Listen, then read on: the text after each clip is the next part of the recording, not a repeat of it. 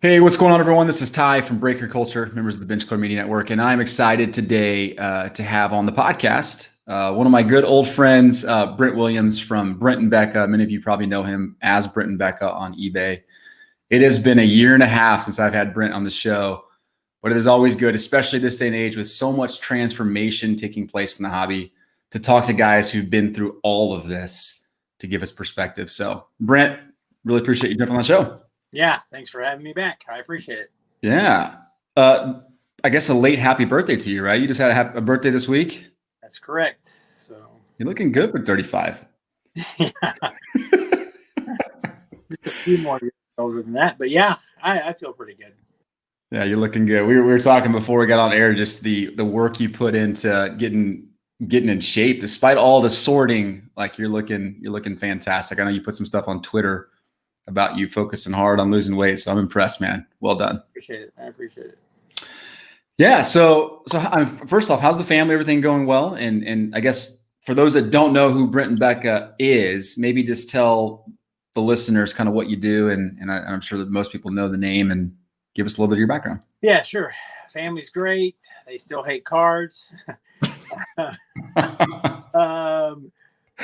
I mean, yeah, 20 years ago, over 20 years ago, goodness gracious, started opening cases. Of course, I've collected like most guys in the 80s, 90s, but opening cases, been on eBay for over 20 years. I saw eBay just had their 25th anniversary. Last week? They sent me an email saying I'd been on there for 25 years. They gave us a $25 gift card. I was like, wow, thanks. That's really, really nice of them.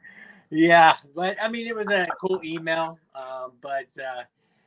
Yeah, so I, started opening cases just for fun, and then selling the cards I didn't want, and that grew into getting customers on eBay, not intentionally, but find you, right? And so they're like, "Whoa, you open cases of this stuff? Can you get me my team? Can you get me my player?" And I'm like, "Well, I collect that, so no, or yes, I can." And it just grew from there and became a business to where eventually I left my career, I guess you could say. Yeah. It's not been 10 years. It's probably been 9 or 10 years, but I don't remember. But probably around a decade, and been full time doing that since then. But I open the cases and list the singles. That's pretty much it. It's simplified for sure. I know you do. There's a lot of complexities buried in there. So my question on the $25 gift card, did they submit that through managed payments to you, or did they give you an actual credit to use? The code. On the item on eBay or something like that. Oh my gosh. So that's crazy. So I didn't realize it's been almost 10 years since you've been doing this 100% full time. 10 years ago, when you started full time, you pulled the plug and said, all right, I'm going in on this. How many guys do you think were doing the same thing as you on eBay? Was there a handful of guys? No, there was dozens of guys. Okay.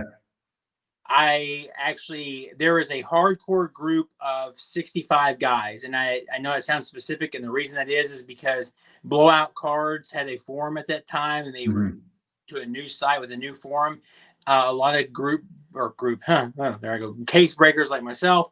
It was growing so fast at the time that they didn't want our information to get out because people were misunderstanding or using it to their advantage. So they created a private board. Okay. For 65 guys. Originally it started with 50, but it grew. And that's where we did all our, talking about the products, but also trading, which was huge back then, to complete sets and, from base tops, gold sets or insert sets, master sets. It was huge. And so there was more guys than that, but that was the main guys. And most of those guys opened anywhere from 2 to 30 cases of most products. Okay. I, at the time, was doing 10 to 60 cases of every product, including high end, which was a big no-no, but it was what it was. And I did other sports too, basketball, football, stuff like that. But I slowly transitioned out of that as I went full time and learned that if I'm doing this to make money, my customers want baseball, and they don't want high end. There's no real sets in that. I mean, Triple Threads did have base cards for a while, but it transitioned, and football didn't say. People may remember back then in the day, if you got a set out of football or basketball, not base tops, but I'm talking about SP Upper Deck. They were like 90 card sets that would sell for $3-4 with the rookies and stars. There wasn't set building going in football and basketball like there was the baseball traditionalists. So, I mean, Topps even tried, right? They tried with like Topps Heritage Football before and stuff like that. It failed epically. So those things didn't last. I tried them all myself, in big quantity. Topps Mayo football. I mean, stuff like that. Gosh, those are some flashbacks. Yeah, so the hobby definitely changed a lot over those 10 years, and but people still prospecting. That was a big thing back then, like it is now. Strasburg was about to come on the scene shortly after that, and then Harper, of course. So yeah, it's stayed the same in some regards. No kidding. So the trading element's interesting to me because I don't feel like you see that as much now. I mean, maybe in the smaller community, but when you were trading to complete sets to potentially sell, and it was harder because there was a handful, 12 guys that were doing this. Right. Is that just disappeared from the hobby, or am I missing something? Yeah, it pretty much did. I mean, I hear a guy or two every once in a while. I'm friends with a lot of those guys, but most of them don't do anything like that at all. They've all gone different directions or different paths. Group breaking changed a lot of things. Case prices changed a lot of things. eBay fees changed a lot. Shipping costs. I mean, everything changed. Sure. And competition. I mean, so production. I mean, I remember when production, the things that start off, like Allen and Ginter and stuff, they wouldn't even be 1,000 cases made. And you would hit so much good stuff. And Gypsy Queen's first year was like, wow. I mean, it was phenomenal. With every box, I was like, Hank Aaron autograph. Wow. Sandy Koufax autograph. Wow. And that stuff was like $70 a box. And it was just amazing. But don't get me wrong. The profits weren't huge. Those products were nice, but like a base Topps was garbage. I mean, I opened it in huge quantity because I had my set builders, but I mean, the golds weren't worth anything like they are now. The base cards weren't worth anything. The sets would go down to under $10 really quick. There wasn't Mother's Day, Father's Day camo parallels. Blacks had just, started to be a thing. And they weren't very expensive. Insert sets, there was a few, but they weren't difficult. So the products have changed completely. Yep. Except for Heritage. Heritage is pretty much the only one that's pretty much the same. Got it. So when you're opening up 20 to 40 cases of flagship back then, and it's harder to have the big hits that sell for lots of money, how are you stringing together all of that to make it work? What was your sticking point? What did you figure out that helped you kind of get through it? Well, I just enjoyed it. We agreed to do it as long as I broke even, which sounds silly because once obviously I did it full time, I needed to make some money, but that was just the agreement. And I strung it together basically by catering to set collectors and to team set collectors. I had built a network of over 2,000 individuals who wanted either a full base set, a full master set with the base plus inserts, or team sets in some variety, golds, master set, base sets. I still have over 800 guys that want a team set of every single product Topps releases to this day. And I deal with those guys still to this day. So the base set collectors have come and gone. The master set collectors have come and gone because of pricing or whatever. A lot of collectors have passed away.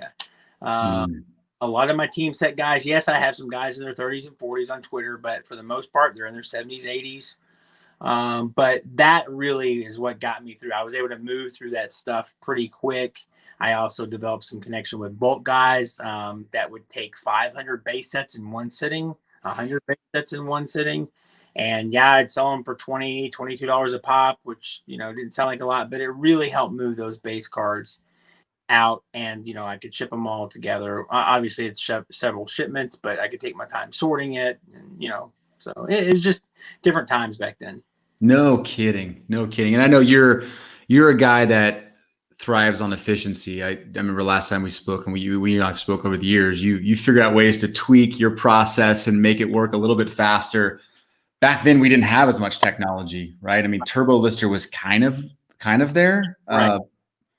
What is back then? So 10 years ago, 8 years ago, what little things were you excited about when they first hit the market? And you're like, oh my gosh, this is going to revolutionize the way I do this. Man, that's a very good question because I don't think I don't think there was anything specifically that came along for a long time. Because like you said, TurboLister had started up. They did a TurboLister 2, which is pretty, Yep. I always had. That's what I always used. Um, I used that, and I didn't change that until like 2 months, 3 months ago now, when it finally went kaput. I've been using TurboLister ever since then. I haven't changed anything. I mean, I should say I've added some things that have made it more in the past 2 years, such as different scanners, a way to create macros in Excel to automatically add the picture to every single card on the checklist instantly, which takes no time at all. Those kind of things, yeah. So, but 8 to 10 years ago, there wasn't much of anything. I never used eBay to list or anything like that. I'm sure other people may have liked the way they changed their sell your item on eBay, but I never use those things. I've loved TurboLister forever. Never had an issue with it. That's all I used. So Yeah, well, I mean, for a guy like you, I mean, seconds are extrapolated out times 1,000. So it opens up hours of your time. What did you move to 3 months ago from TurboLister? I have the 6-bit. They say it's the TurboLister replacement. I've tried it many times over the years just to test it out. I'm sorry, 6-bit and 6-bit fans. I'm stuck in my old ways now. Being over 40, I can't get. I mean, it doesn't have half the features that TurboLister did. Or at least I can't find them. I've tried. I've watched tutorials. I've talked to people, but there's so many things that it does differently that are confusing to me. But that's what I am using. But thankfully, with running Excel, getting the checklist, and then matching the pictures up instantly, I'm able to put that into 6-bit still. I have to do a lot more steps than TurboLister made me do, so it takes me a little longer right now. I know I can upload those through File Exchange and stuff through eBay, but I like to visually see it.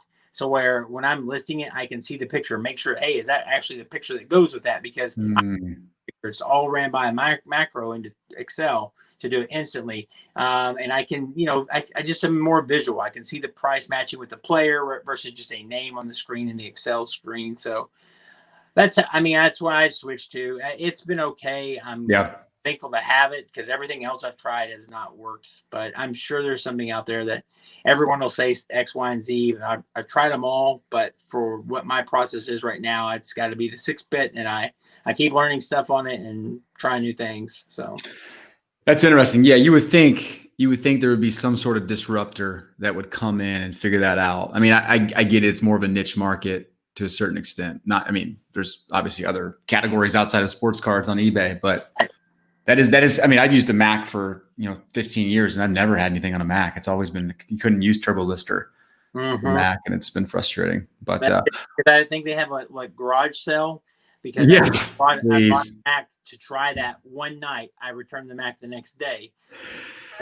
So everything like that. And, it is what it is, but I mean, yeah, I love the fact that like TurboLister and 6-bit, one thing that you can have is you can have your inventory for all time. So every picture I used on TurboLister for decades there, I know every card I hit. I know the prices they ended up going for. I know, if I want to list something a year from now or 2 years from now or rookies I saved, it's there. I just do it. Whereas if you do that on eBay, you can't really keep that. The drafts don't save that long. You can't go back in your old inventory. I mean, it's just offline database. I have to have that for the volume I'm doing and the inventory I have. That's crazy. I didn't even think about that. That's the biggest thing for me. Got it. And I mean, to work on the checklist before a product comes out, right? Like Ginter check today, since we're the day that we're doing this. So I mean, as soon as that hits this afternoon, boom, I'm working on it. Building my team set list, getting that all. I mean, obviously it comes in Excel spreadsheet, but getting that into 6-bit, getting it ready to, type up my things. I have to take off on the team names, which is very tedious. I have to take off Chicago for White Sox. I have to take off the trademark that's on the daggum checklist. It's so frustrating. Yeah, I have to edit all that, as fast as I can, and get ready for team sets on eBay, and then eventually the full checklist with those pictures. So. Wow. So what about shipping? I'm curious about that because that's probably the one thing that's my bigger pet peeve is figuring out the shipping process. I use a platform called Shipping Easy now, which has kind of transformed the way I do things. But What did you see over the last decade that really kind of helped you figure out shipping for all your clients? Well, the fact that you can print labels online was the biggest revolution in it, Yep. obviously. Yep. That's huge. When did that hit? So in your process, when did that hit? It was ongoing when I first went full time. Again, I was doing Okay. this for a decade or more before full time. I think it was before I went full time, and I was printing everything labels for over the past 10 years. I used to use PayPal shipping, which that's been Yep. around pretty much forever, because when you get a PayPal, there it was. And I used their bulk shipping, which would allow you to ship 100 items at one time. I loved Yep. it, but that kind of went away. So I've been using eBay shipping for the past several years. I've tried other programs. There's some good ones out there. I'm cheap. I don't want to pay a monthly fee. And I like that eBay automates everything. I know those programs do too. They add the tracking numbers in and they email the buyers and all that stuff. And that's wonderful. I see a lot of benefits to those things, but the eBay thing hasn't messed me up. I also, with eBay being top rated seller, I don't know if a lot of people know this, but you actually get cheaper shipping than the cheaper shipping. So a lot of these programs I've looked into, like the one you mentioned, Shipping Easy, and other ones, they'll give you the commercial discount. But eBay, if you're top rated, they'll give you commercial plus, which, priority mail is like 30 cents shipping savings on a flat rate envelope. And That adds up. it's only savings on priority mail, but the regional A's and all that is cheaper. And, yes, it adds up when I'm shipping. I mean, I don't know right now, but it's well over 1,000 shipments a week, because I know that right now I am going through 1,200 standard top loaders. That does not count the thick top loaders and the extra thick and the super thick and blah, blah, blah. But I'm going over 1,200 top loaders a week. And of course, supplies are running low everywhere. And that's going to become a very serious issue very quick. So that's why we have a shortage. You're using 1,200 a week. Yeah. Got it. So just perspective, right? Let me show this for those that are watching on the YouTube stream. So that you're at, I'm showing 223,000, 250,000 completed auctions since 01. That is unbelievable, man. Unbelievable. Yeah, that's my the ID I got when I got married. I used to have a really stupid ID from 1997 until then. But yeah, in 2001, when I met my wife, and it became Brent and Becca. So yeah, that's crazy. That's that many items. I don't know how they calculate that. If that's, if you have a fixed price for 100 quantity, if that's one, or if that's, because I've seen some other numbers that they have on eBay. I've seen my all-time sales dollar amount, and I'm just like, where is that? Well, I think this is actually feedback received. So only 223,000 positive feedbacks. Okay. That's gotta be, because I think the number of items, at least on my, the global thing, it's over 1 million items sold. Gosh darn.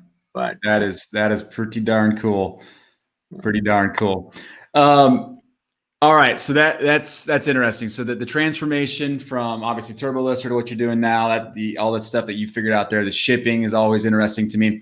Talk a little bit real quick. I don't want to get too fixated on eBay and sure, kind of what they're evolving into, but talk about the evolution of managed payments, because it's always coming up now in conversations. What is your kind of quick and dirty feedback? You're interacting with it, obviously, because everyone is. Mm-hmm. Pros, cons, is what it is. Yeah. I mean, we have to take it right. I was not a proponent of it. I waited to the last day to sign up, which I guess I'm glad, although the fees are cheaper, because, they've combined the final value fees and the PayPal, the payment processing fee into one. It is cheaper. There's no doubt. Yeah. It's not for micro payments. It may not necessarily be as cheap for non-store people, but for me, it is cheaper. So that is nice. So I kind of wish I switched earlier, but I am one of the lucky ones, because I'm not having the issues so far as others are. I know many guys, unfortunately, that their payments are being held for a long time. Their payouts aren't, going every week or every day. There's issues like that. the things that I don't personally, the cons that I've experienced is, of course, anytime a buyer has an issue, boom, they take your money out right then. Got so much volume and money, I don't even see it. So it doesn't impact me, right? So if a guy my item hasn't shown up for a week, eBay, oh, we're holding your $20. Okay, whatever, Right. I don't mean to say that so nonchalant. $20 to a lot of people is a lot. There's some people that sell 5 cards a week, and that's like, and I understand that. But I have heard horror stories about PayPal and people losing cases, thousands of dollars. I lost over $5,000 on a deal on PayPal once. At PayPal, even with signature confirmation, they would not sign for me, sign on my side. So I mean, it is what it is. I don't like them having the access to the funds immediately and being able to do what they can, because I do know people that are not getting paid until the item shows delivered, and that could be an issue for a lot of people, especially people that are on a tighter budget or doing this on the side, whatever. But everyone's got to adjust, and there are other avenues and places to sell, as we know. I know I don't sell on Facebook. I've been told I should, stuff like that. Etsy, Amazon, if you can get on there, that's another story. But Twitter, I mean, there's so many forums, right? Blowout. I mean, there's so many places that you can do business now and meet people, which is great about the internet. So. Yeah, no, that makes sense. Interesting. So yeah, I think it kind of corresponds with what most people's issues are with just receiving money on time. But to eBay's credit, right? I think they did a good job of slowly bringing people in, tweaking things to make it work. Before it was a full launch and it was a total disaster. Right. When I finally jumped on back in July, it seemed pretty seamless to me. Like the way they had it working was pretty seamless. I agree. And that's how I've experienced it so far. I will say the only issue that I'm concerned about is end of year accounting and taxes. They don't have near the reports that PayPal did. They say they're coming, but I don't trust them because they're so slow at things. It's hard for me. Do I know that I'm actually getting all my money because, they're taking the fees out instantly? Yeah. I could see it because, hey, here's a label to print, right? Or eBay, hey, you got paid, here's a label. But I've heard, if you read some of these sites, people are saying, well, they're not paying me the full amount, or they're taking more fees than they're supposed to, or, I don't know. I don't have time to look through thousands of payments a day or a week. I mean, so I have to trust that they're right. I mean, what am I going to do? I don't have time to count all that stuff. Yeah, no, you're right. I think the rubber will meet the road come January 2021 when we all figure out, oh crap, there's something's not working. The numbers aren't matching. Right. How much did I pay on shipping? Because PayPal, I could just run a report. Here's how much. How much did I pay in fees for this, fees for that? How much, returns did I have, and all that stuff. I'm like, where is that? I mean, do we even know how much taxes is part of these payouts? So I need more reports. For sure. So a guy with your background with eBay, and I know maybe 10 years ago, but 5 years ago, you had the ear of eBay.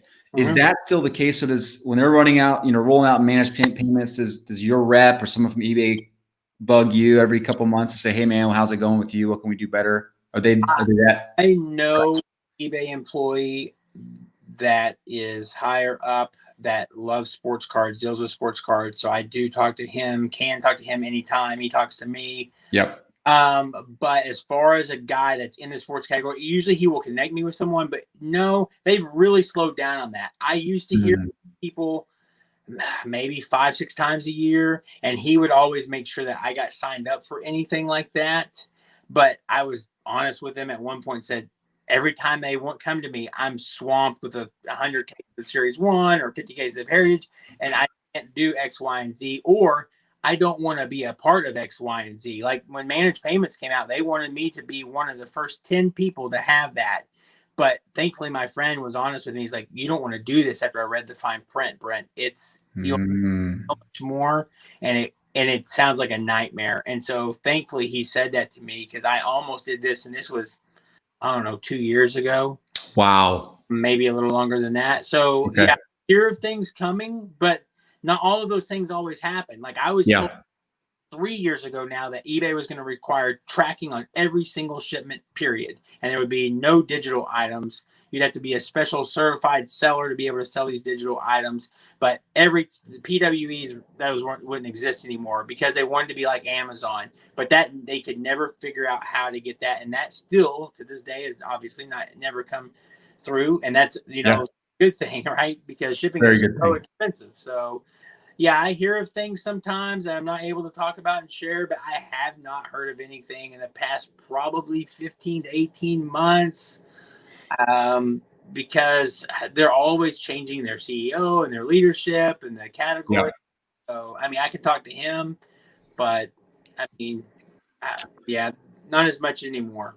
Yeah. Well, I saw this morning, actually, funny enough, eBay's founder, Pierre something, right? Pierre, whatever his last name was, stepped down from the board, which is interesting. Wow. Yeah. So it's a relatively big move. News. Yeah. It's always funny when you see that like on CNBC or Real Across and you'll see the comment. It's like, this is not because of performance or conflict of interest or personality. I'm like, okay, once you say that, we all know what's going on. Exactly. Oh, shoot. All right, so let's dig into a little bit about what you've seen from the transformation of just the hobby in general. So I think of when you were talking about automating your pictures on your listings, it made me think of how that probably is harder today because so many people are buying cards and they want to see the exact picture because they want to grade it, right? That didn't exist 10 years ago. Nope. What are, when you think of the difference between 2010 business in the hobby versus 2020 business and hobby, what are the one or two things that stick out and you're like, wow, this is so different? Yeah. I mean, obviously that is definitely different. Grading has gone up and people want to see the backs of every card. I mean, $3 cards and it's time. But I mean, obviously the big one, as we all know, is group breaking. Yeah. I actually started doing some group breaks on that private board that I talked about earlier. Yep. With those 60 guys. There were some products as I started to get full time that I still had to buy or wanted to buy or open, but I knew they weren't money makers. So we would do group breaks, and a lot of that stuff I'm trying to remember. Like, not knock on Leaf, but Leaf used to do those celebrity autograph products. Man, what were those daggum things called? Oh man, I don't remember. But it was no sports. You know what I'm saying? Oh yeah. Star Trek, Leonard Nimoy, all these people. I love to open that stuff, and yeah, some of it was very valuable. But they started using stickers all the time, and same people. So I would group break that, and it was so fun. What's funny is really quick. I would group break that, not live. I don't even know if YouTube was around. I guess it was 10 years old now. I think it just hit 10 years, didn't it? But no video. I would open it at my leisure and then just go in there and type up what I hit and just give it to people. I mean, you had to be completely trustworthy. I mean, I wasn't in the break myself, so every card would go out. And I always made sure it was a product. I wouldn't, I got 10 cases, let me group break 2 of this and open mine. No, because I still today, that's one reason I don't group break as much. I have group broke in the past, but I have a conflict of interest in my opinion. I don't ever want to open 20 cases of Topps Chrome for myself and group break 5. And then someone, even if the video's live and they don't see anything fishy, to say, wait a second, how does Brent have that card listed on eBay? I don't want it. My business is my reputation. I've kept that forever. I stay away from that stuff. So I respect that. Yeah. Yeah. So, I mean, it's changed. Group breaking is the number one thing, obviously. I mean, there's a lot of things that have changed. The production levels, the type of inserts, the frequency of autograph cards compared to back then. I mean, there's so many more people in the hobby now. Grading, like you said, is a big business. But, I mean, group breaking has got to be it. Now I look back and think, man, we never knew that would be a thing. We kept it private, but it did. It exploded, and it is what it is now. So, yeah, no, those are all really good things. That's funny you're talking about that because you and I we've chatted offline about this. I remember in 2012, before I went overseas, I was doing group breaking, and even then it was like you would do a break, and then you didn't have the technology, the platform to manage the break and switch over and show your Excel spreadsheet. It was like, and that's why a lot of people were getting ripped off because you could hide a lot of things. Yeah. Yeah, that's true. I didn't do them. I didn't do any public ones for, I don't remember when, but 2017 I did quite a bit because products that was the year where products were really going up to where I was like, I could open Topps Chrome and not make any money, or I could, sell it sealed, or I could still open it and group break it. And so I would do stuff like that, and it was so fun to open in the community. So I get the draw of it. It's an amazing thing. And, I have some downsides to it, but that's not for here. So anyway, I mean, people enjoy it, right? So yeah. I always want to be careful, because if I do that, I want everyone to get something. And I hate for people to pay an exorbitant amount and then not get anything. I can't stomach it, but I know it exists and people love it. So, hey, go group breaking. Go group breaking. There you go. Get your pom-poms out, Brent. Right. Okay, so let's focus on grading then for a minute, because with the emphasis, and I would say from my perspective, it's really been the last 2 years where everyone's like, oh my gosh, I can go send these to BGS and PSA and I can quadruple the value, blah, blah, blah, whatever. And look, I've been a part of that too. I've realized the opportunity to a certain extent. But how has that affected your ability to sell singles? Has it increased your awareness? Has it made it tougher? Yeah. I mean, thankfully, with the rising cost of products, that is the one thing that has helped, right? Because when you're opening a base product like a base Topps or a Heritage, and people are willing to now spend $30 for a Lou Bob rookie, right? Whereas the entire set, people were pre-selling that set for $30 shipped, which, I mean, you're losing fees, you're losing the shipping, you're losing the box cost, you're doing all that work. That has changed completely. So yeah, my set selling has gone down to a minimal. I will still sell a few sets to draw some business in. And then, of course, to my best customers, I love dealing with those guys. But yes, that's changed completely. You're right. I would say in the last 2 years, especially, I mean, it's always been around, but it used to be a Bowman only thing. I remember a decade ago, 8 years ago, 6 years ago, listing Bowman singles and getting people saying, I want to return this because it's not gradable. I had people in eBay messages say, this is not a 10, I want to return it. And this was a decade ago. Wow. One of those prospects, I mean, this is probably 15 years ago, like Justin Upton golds were like over $1,000, right? Was that 2006 or something? And I'm like, it was just crazy. And that always happened, right? But it was a Bowman thing only. I never had, in fact, I put this on Twitter probably 5 years ago. I think every return I got for the entire calendar year on eBay out of, I don't know how, like 150,000 transactions, every one of them, which was 9, that's not very many. I was saying it's not very many. We're all Bowman, and so that's changed. I mean, people are picky as all get out. Sorry, people, you are. And for me, what's amazing is it's always cheap cards. It's never high-end cards or very expensive cards. It's always cheap cards. But yeah, base player lots, I've always done those for over a decade. Bowman and Bowman Chrome taught me that, right, to do 15 count Chrome lots. So I transitioned that into base Topps. I mean, a decade ago. I've been doing that forever, because when you get 1,000 of a base card, you got to move it some way. And so I would try everything: team sets, player lots, full sets, master sets. Like I said, so that has changed. It's really helped out because the costs have gone up. A lot of things don't have necessarily the value it used to. People don't realize that because they're all focused on the base rookie. Heck, you can look at like 2018 update and stuff and look at the autographs in there, like from 1983 set was that year, like the Acunas and the Sotos and stuff. Those aren't in demand. They haven't hardly moved at all in 2 years, whereas the base card is just, and the parallels are out of this world. And so, yeah, you hit a card like that, and I'm excited. I'm like, wow, this is a rookie autograph of Juan Soto. And I look on eBay, and it's under $100. I'm like, what?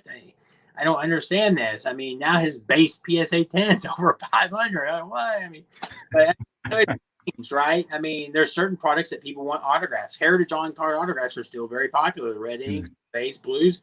But people don't buy those Heritage base rookies as well. I mean, don't get me wrong, no, but they're minuscule compared to a base Topps rookie. Whereas the base Topps rookie, by the way, is printed way more than a Heritage rookie is. And it's a lot easier to get than a Heritage rookie is, but people don't seem to care. So it's weird how that works. It's been fascinating watching over the decade what has risen and what has gone down. I could have never predicted it. I don't know if anybody could have, but more power to all those people that wanted base cards forever and gold cards. Oh, my goodness. I mean, I've lost so much money selling gold sets over the years now. And I look back, I'm just like, oh my goodness. But back then I didn't know, and I'm happy for the guys that got them. So, but yeah, grading has taken off, and I still have not graded. I graded one time in 2010, I think it was, or 2009. Haven't graded since then. I want to start. I need to, but I know I'm talking a long time here, but I also wonder how that impacts my customers and my prices, right? People know I don't grade. So people, like Series 1, I think Bichette was like around a $6, $7 card to start with. Alvarez, maybe a $7, $8 card. Lux, $5 card. I had guys saying, Brent, I'll give you $10, $12 a piece off eBay at no fees for 100 of these, right? And I'd be like, heck yeah. I mean, 3 guys is paying more than the whole base set was going for on eBay. And that didn't count the other rookies that were in there, the Mays and the kid from the Reds at the time, Kuno or whatever. I know. Yep. And so, yep. I mean, several other guys in there, and that people know I don't grade, and they know I'm going to open a lot, and I can send them a bulk amount. I'm not going to pick through them. Here you go. And so I've also wondered, same thing with the group breaking, right? If I start doing this, are they going to think my cards are cherry picked? People understand I don't have time. I could show you the hundreds and hundreds and hundreds, literally, of monster boxes full of base from all these various base tops products, especially Series 1, Series 2 update that are not sorted. I don't have time. I can't cherry pick those things. So that's helped me, I think. So next episode, you're going to have to walk us through live stream your inventory, because it's got to be mind blowing. It's everywhere. My wife would be embarrassed because it's everywhere. The house now, and we added on to the house for cards about 5 years ago, and that was very costly, and that all got zapped up. All that square footage is gone to the walls, to the ceiling for 2 years after we added on, and now so yeah, I don't know. Here's the cereal, here's the milk. Oh, here's 2018 tops. Here's our celery.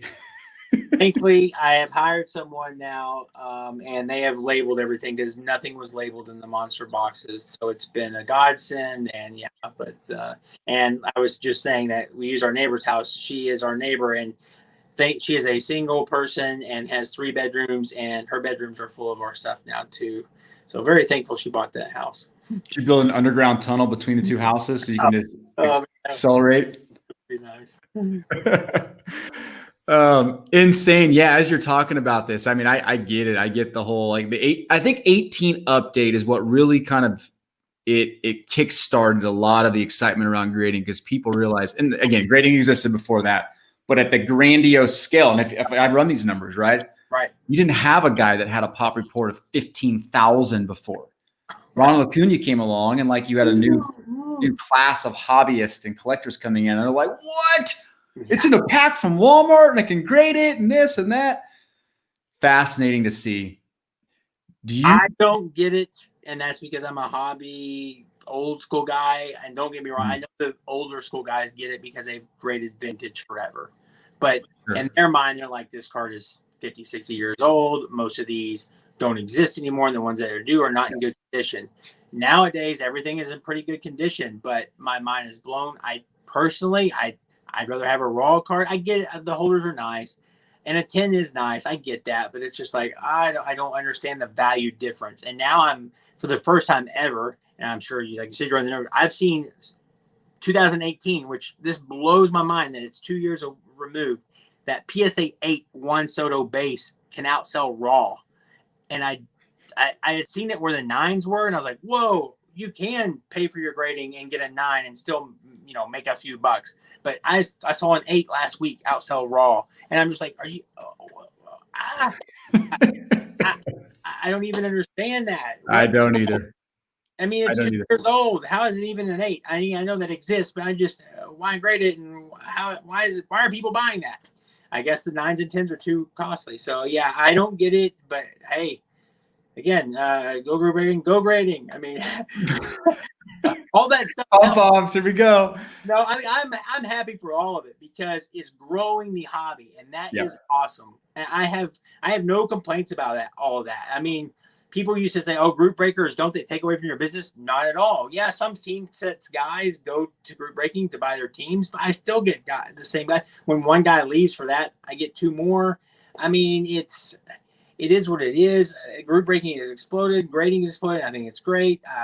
I mean, one thing group breaking has done, this is true. It takes a lot of singles off of the market for the first week because people don't have them in hand. And that's a factor that people may not have thought about, because 90% of the cases are going to group breakers or more. And fewer guys like me are around. So there's not as many singles unless someone takes a picture of their computer screen saying, got this from a break, and they list it. Yeah. You see occasionally, you know, so, but yeah. Interesting. So when you're you know, you're heavily involved in a product, let's say 2020 Top Series 2 is out and your head's down. And for you, I know that's days and days and days, 20-hour days, Right. Sorting and listing and all that stuff. Are you aware enough to catch a trend and see something with your sales and stuff to think, oh shoot, Lou Bob's selling for $8, $9, $10. I gotta pull these back and rethink my strategy on this player or this insert or whatever. Does that happen to you often, or do you go into a release knowing what your strategy is and you stick to it? Yeah, I have a strategy, but I change it. I've changed it a lot throughout the years, mid-product, mid-release. Sure, Okay. especially because it's hard to say that people copy me because there's so many people selling sports cards, right? But that used to happen a lot more often where, hey, there were those 50 guys. It was easy to see someone copying what I was doing. So I'd have to zig and zag. There's so many people now. There's so many ways to sell. So it's not that way. But I do sometimes see like, oh, 100 people are listing this way or doing this way or listing it for this. I'm going to do something different. I can give you a quick example. So 2017 is a better example probably. So 2017 update had 4 Bellinger cards and 3 Judge cards. Well, those cards went down pretty quick. Bellinger base rookie US 50 stayed up pretty good, but his rookie debut it was going down. He has an all-star card and I think a home run derby card. Judge, all-star card, home run derby card, and a rookie debut. Though people were starting to list those for 99-cent free shipping PWE, right? I was like, you know what? I'm going to do 3 card Judge lots and 4 card. And this was by Friday night of the release. I was like, heck, 4 card Judge, 3 card Judge lot, 4 card. Those things would sell astronomically higher. Like I think the Judge lots were going for $20 for me when people were doing $1 free shipping PWE already. And so now that doesn't last for long because people will see that and copy you. Having a name like me or searching whatever, they'll see that, oh, someone's doing this and having success. I don't blame them, but it does eventually that runs out. I've done various things like that. I know that example's 3 years old, but I don't want to give anything too recent because someone may do it tomorrow. But I mean, I do try various things. I mean, one of the things I still usually have a hold on is master team sets. They are become harder and harder to build in products. I mean, Series 2, you mentioned, those can take many cases to do. Not a lot of people will do them. Some people will do them a month after release, like RK Collectibles, because he'll buy sets from someone like me, break them up and do master team sets. And he likes to have those in there year round for years and years. So someone 5 years from now can go and buy 10 Dodgers master team sets from various products from the years. And I get that. They'll hold their prices and whatnot. So yeah, I do. I change and I do watch that stuff all the time. Believe me, with the Series 1 rookies, those guys started at those levels. I sold a bunch off eBay, like I said, to guys immediately when some of them started going. And those guys never really went down too much. Sure.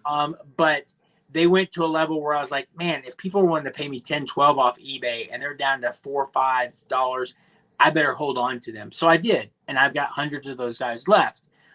Maybe not hundreds of some of them. That may be a little bit much. But yeah, I do watch that kind of stuff all the time. If master sets are slow movers, right? Maybe I have 10 master sets of Topps Heritage listed and master sets are going slow, or all of a sudden everyone's listing master sets at $10 under me, $20 under me. I may say, hey, I'm breaking 2 more up and doing master team sets, or I'm cards individually. One thing I did last year, here's a secret, but it's not really a secret, is I stopped selling Heritage Master sets after a few days because people kept coming in so low compared to what I was getting. My off eBay buyers were paying $100 more than what the eBay people were listing for. And I was like, these sets are impossible. They're super popular. They will sell if people just let them. And I'm not trying to price manipulate, but that's what they had always sold for. And that year they were even harder because of the Willie Mae set, I think. No, that was this year. So I don't remember what the set was last year. Dadgummit. Anyways, it took like 15 boxes to make. So what I was like, I'll sell the sets with the short prints, and those would sell for $350. Like other people were selling the master sets with the inserts for $350.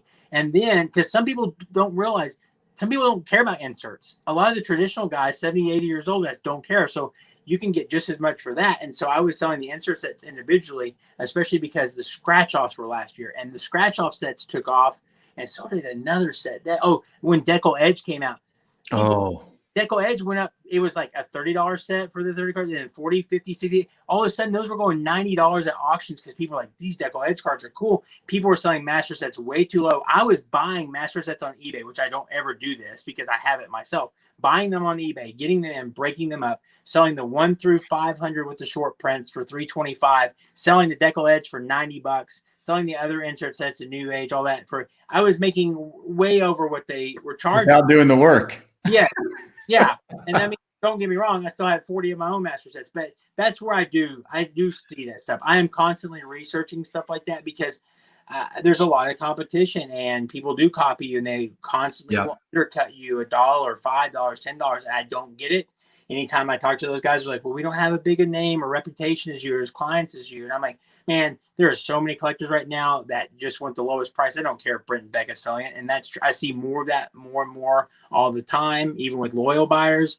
You know what it is. It's fierce out there, and that's fine. I mean, what I do is aging and going away, and it's not the best thing. I mean, maybe I should have done group breaking or started buying lots and singles myself and grading, but I enjoy this part of it, and at least for this year, that's what I'm doing. So, no, I love it, and I think you're not giving yourself enough credit. You've continued to find a way to make money and support your family. It's your job. This is your job, right? You're running a business. Obviously, trust is paramount in this industry, but you're also running a business. You have to. Yeah, and the thing that I have to constantly remind myself is that 98% of people that are opening boxes and cases and selling on eBay, this is not their job. Yep. They're doing it because they opened a box with their son, or they want to open a case or whatever. And don't get me wrong, there's a ton of professional flippers and graders. I'm not talking about them. That's different than breaking cases. But I know a lot of my buyers now want to buy a case from me instead of getting a set or something because they enjoy it or they have more money now or whatever. There's so many of those people, and so I have to remember that all the time. I actually have a very good friend. He will undercut and sell way under market. I'm like, but let's sell it to me and let me sell it because you're just killing me here. And he's like, Brent, I just love opening a case and selling. And the problem is he opens 5 cases. I love opening it, having fun. He said, I don't care if I get my money back or not. I was like, well, that's obvious. But I mean, the market is so high right now, that stuff doesn't really impact me, right? I can hold on to a bunch of stuff. And even if sets drop, which I don't sell too many sets these days, but whatever it is may go down. The autographs of some lower end rookies drop immediately, like in a product like Stadium Play that just came out or whatnot. You know what? But then you just hold on to the better players or the rookies or the rookie lots, and they eventually go up. And, thankfully there's ways to zig and zag. And that is something I'm doing completely different. You talk about evolution. 3 years ago, I wouldn't keep a single card. So if you come here in my house, you won't see anything older than 2017 update. There's not a card older than that, other than my personal collection. That's sad for me now, seeing what's happened, because I know, like, I sold over 1,000 Mookie Bet update sets, and I had at one point 15 Mookie short prints and Trout. I won't even go into my Trout. I still have my spreadsheets of what I had, and hitting 2 of the number to 60 cards and 2 black cards, and I had I think at one point 19 gold cards, and all that stuff. It's crazy, but that's something that's changed in me. And part of that actually was a change that eBay made, where they basically wanted to get rid of auctions for a lot. They charged $1 for 1-day auctions, which was a killer to someone like me. That's why a lot of guys left, by the way. When guys left, that was a big great point. and the 3-day, because you make your money on the small stuff doing what I do. You can hold the big stuff up for higher prices, but it's the small stuff that adds up. And so that would be a killer. If you could dump all your duplicate autos at one day, it's hard to do that these days. So eBay kind of got me in that transition, and the market did. So I keep cards now, and I hold on to rookie lots, and I purposely, even when Robert is selling for $30 a card, I have to keep some of those because I see what happens to Tatis a year later, or a year later, or Soto. And it's like, and obviously we've seen what the Trout has done, and there's no guarantee. I understand that, but at that point, I'm comfortable with the amount that I've sold. If I sell 600 of those rookies and I have 200 left, awesome. Let's see what happens. It's diversifying your business, right? That's the way you look at it. Not to mention, I can't hold. And some people say, "Why would you sell any of them?" You don't understand space, how much card space up. So I've got to. Insurance cost goes up the more stuff that you have here. I mean, there's many other factors. Yeah. So, I got to look at everything.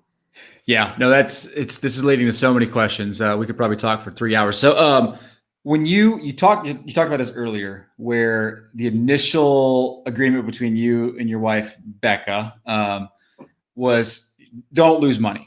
Let's just not lose money, break even. Right. When you'll say you get a product and you got top series 1, is your primary objective, and I know some guys are like this, get to break even as quick as possible? No. Is that your mindset? It used to be. Okay. Not more, because I don't worry about those things anymore. Man, I do stress a lot because the volume that I do, base tops 100 cases, while it doesn't take so long to open, to list takes a while. Even though I have the process down to matching the picture and getting all that, I still have to price everything.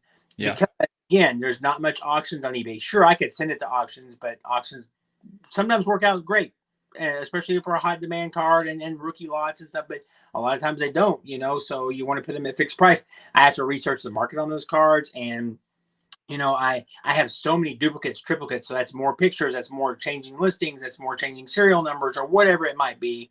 And the main reason I don't get stuff listed as much is not my process. It's the fact that after the first night of listing, I literally have usually between 500 and 600 shipments that have to go out the next day. And so that takes a ton of time. And then I can't tell people how many emails and Twitter and things I get a day during a big break like that. And then the offers, I listed Stadium Club last week, which was not a big break. I only did 3 cases.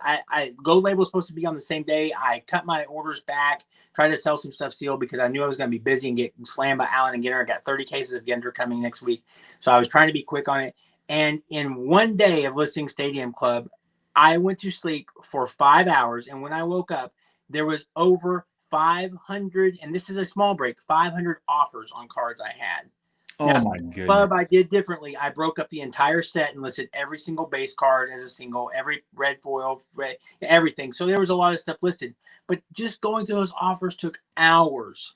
And then people would counter you, or you'd be getting more offers, and you'd be getting emails. So it was like, I can't list. I can't do that. And that part, people don't realize the amount of time I spend on emails and requests, because my direct customers, again, that list is over 2,800 regulars. They're constantly saying, "Oh, I saw you list this on eBay. Can you add this to my team set? Can you add this to my set? Can you do this?" They're texting me, and I'm like, I got to end it. I just listed it. Oh, what price? And then sometimes you have to go back and forth on price, and all that stuff takes time. And it's not a complaint. It's just a lot of work, and it's a lot to keep track of. And so, yeah, I mean, I don't even remember what the question was. I don't either. That's how intense that answer was. But no, that is the reality, right? This is a crash course. There's so many new collectors and investors. Yeah, I don't even think about break even anymore. Yeah, it's crazy. Like you think this is easy, but to do something like you do, and I think there's probably a lot of people that see your eBay account and they think, man, that would be a dream job. I would love to do that. And look, cards are awesome. I mean, it's great you want to pursue it, but this is an insane amount of work, thought, complexities that you're just talking about a few of them. This is hard.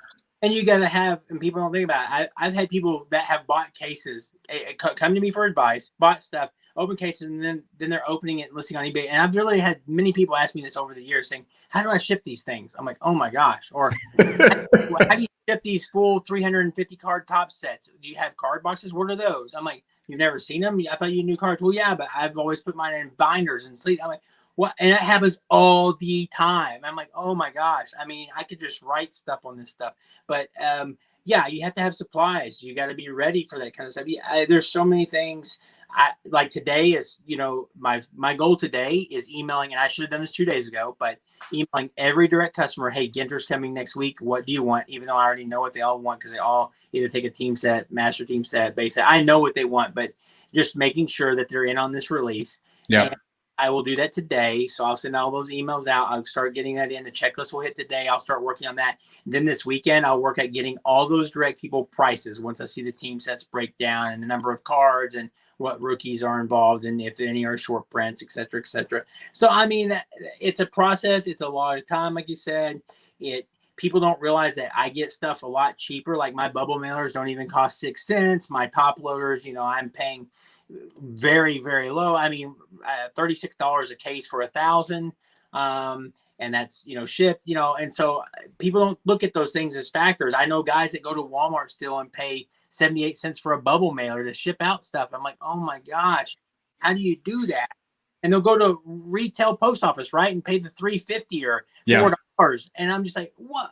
You're losing so much time and money, but people don't know what they don't know. And so that's fine. I just think about when people jump into this, they don't realize there's so much that goes into it. And yeah, it's fun. But you can't make a living doing this if you can only open 1 or 2 cases of even if it was every product. You won't make enough. You'll lose your mind because there's so many products coming out. And it's not easy. I don't wish it upon anyone. I think there are better ways to do it. I think you should open what you want, collect who you want, buy lots to grade, do group breaks, whatever. There are better ways. I shouldn't say everyone. There's a lot of people making a lot of money this year. A lot of people from grading, from flipping stuff, especially NBA and soccer, right? The markets I mean, you can buy a card today, a week later, sell it, and sometimes double your money. Second year cards, et cetera, et cetera. I mean, there's so many ways. Group breakers are doing, I know several group breakers doing over 10 million this year. So mine has not been increasing as much because I'm holding back more stuff, so I don't have new coming. But I mean, costs have gone up, and so, and by the way, for the first time ever, and people probably are happy about this, but I'm getting cut on product that's never happened before because of my buying power. My buying power doesn't exist anymore because a group breaker, and this is not a knock on group breakers, I don't mean that, but a group breaker can buy, and this is an extreme example, but 10 cases of Transcendent or whatever. Let's go down to 10 cases of National Treasures or Triple Threads, and that will be more money than I spend on 100 cases of Top Series 1. So you see, my buying power has gone down, and they want you to pay higher than market prices and all this stuff. And that's all changing. This is new for me this year, and that's why next year I have no clue. But I got to do what I can do right now, and I'm trying.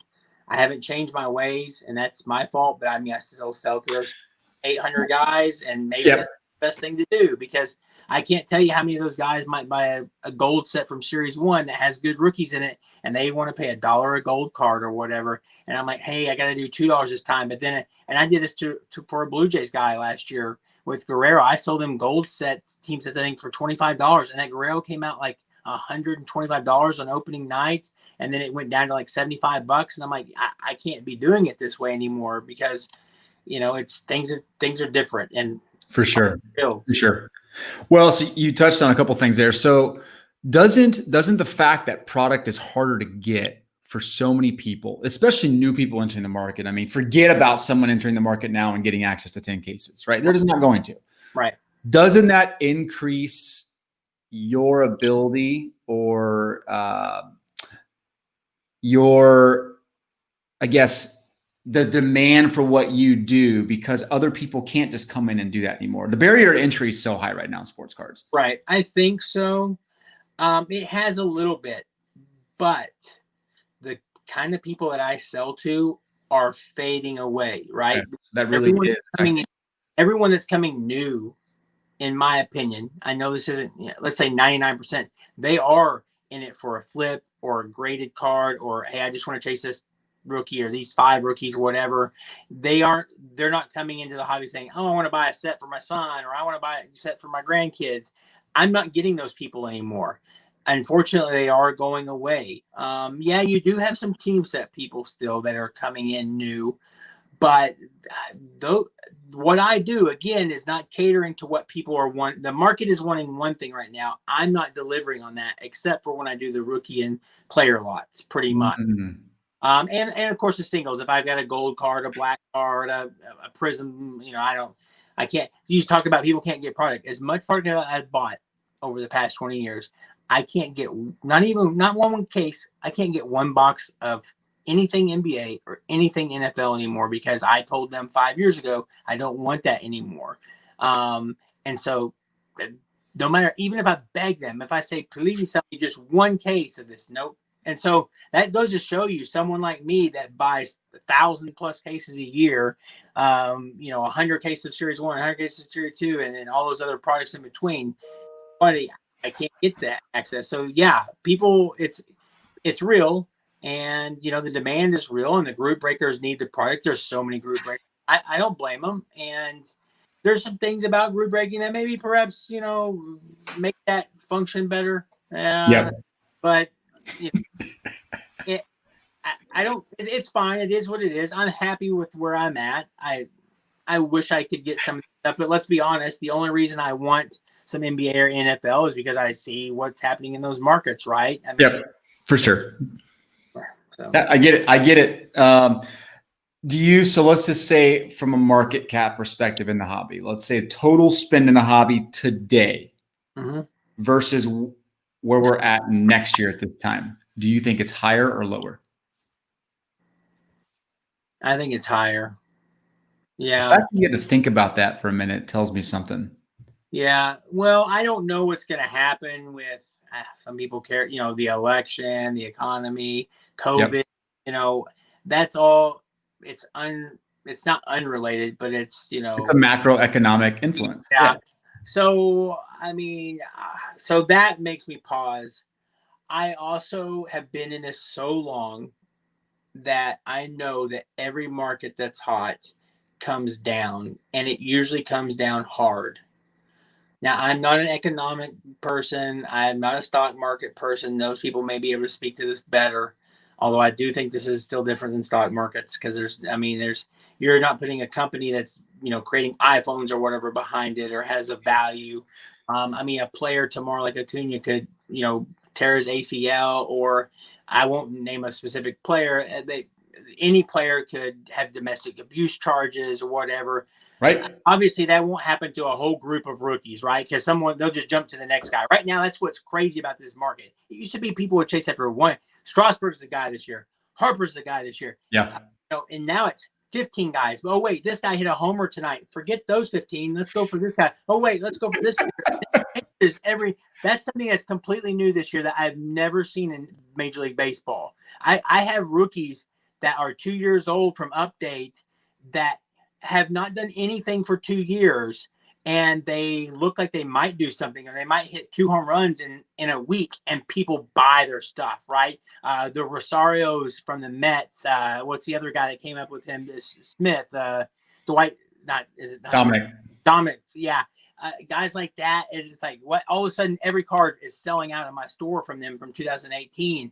And there's a lot of other guys I could go through and go. Oh, yeah. It's like, are they really playing that well? I mean, FOMO. Yeah, it is. And it happens every single night. Now, a guy like Bieber, I understand, but there are literally guys that hit, 2 home runs in 2 nights, or Acuna stuff, right? He got hurt. He was out for a while. His stuff went down. He comes back, hits 3 homers a day, boom, and it's like, but now here it goes back down again because he's been cold since then. It's crazy. It's way more like a stock market than it used to be in that regards. But yeah, I do. Yeah, I've seen the, and this is micro looking at it, because this is not the same as what we're seeing right now. So people will say, oh, I'm totally wrong. But I saw what happened to Topps Living, how it shot up and came crash. I saw what happened to Project 2020. Woo! Those cards are going for $1 and $2 a piece. Cards I have.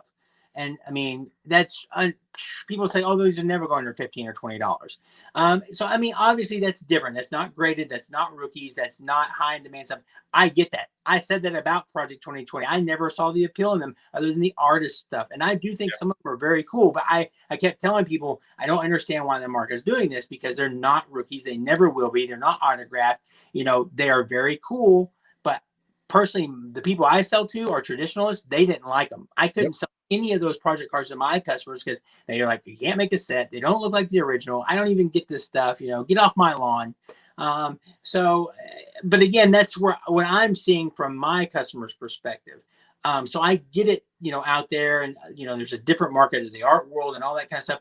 And obviously, again, that is completely different than what we're seeing. I understand that we're not talking graded and rookies, but I do know that every market that gets hot eventually is not. And that could be just a bad rookie class, which we shouldn't see in baseball next year, but it could be coming up in some other sports, right? But here's my fadeaway. Yeah, exactly.